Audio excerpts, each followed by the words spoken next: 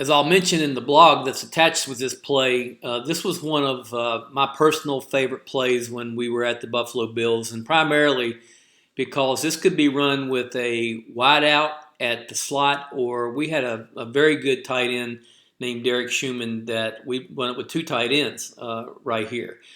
And he was very good at feeling the coverage. Now, essentially what you've got here, obviously a 3-by-1 distribution with the formation, and we liked it a lot in the red zone as well, because what happens in the red zone is they play a Tampa 2 of some type or a quarters, but people are getting out of there trying to get up underneath this Y right here.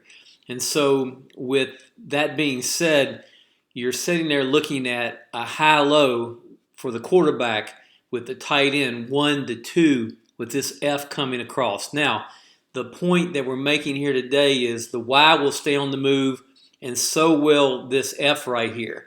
The Y pretty much will try to feel, but he can't pull up in a hole like he can on some in routes. He must stay on the move and make sure he gets over here to the far deep curl area before he lets up at all.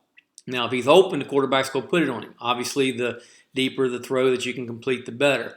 If he clears out, the Mike backer gets up underneath that, or they bracket him out here for strong safety or whatever, now the quarterback's eyes are going to come down to number 2, which is the slot. Now, the 2 is going to cheat the split in by 2 yards.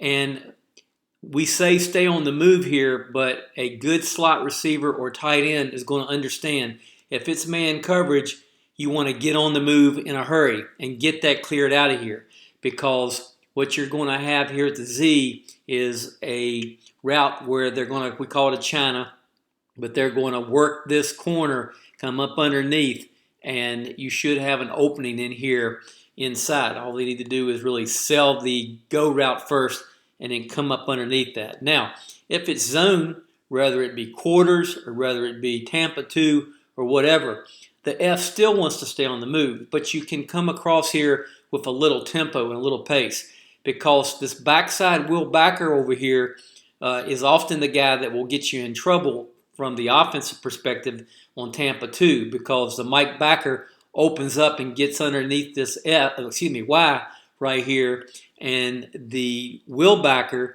is taught to replace, particularly in the red zone. But this H should help that out by swinging over here to the weak side. Outside release if you can with this X right here.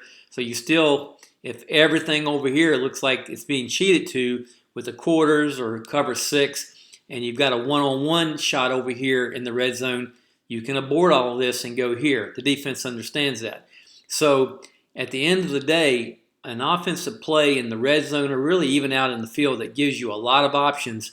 But the point that we want to make today is about this F receiver right here in our blog. We talk about understanding man versus zone, and understanding that that just doesn't tell you what the coverage is. It tells you really how to run this route.